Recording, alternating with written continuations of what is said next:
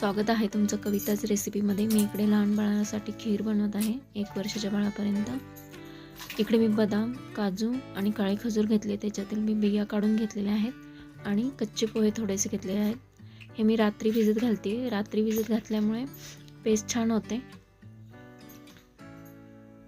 आणि आता हे सकाळी आपल्याला मिक्सरला वाटून घ्यायचे। रात्रभर भिजल्यामुळे चांगली पेस्ट होते।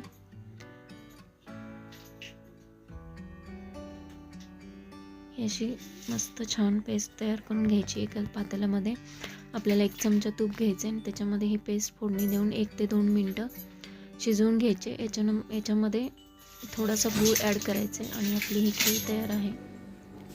छान लागते, बाळ ही खूप छान चवीने खाते। तुम्हाला जर ही माझी रेसिपी आवडली असेल तर माझ्या चॅनलला लाईक, शेअर आणि सबस्क्राईब करा। थँक्यू।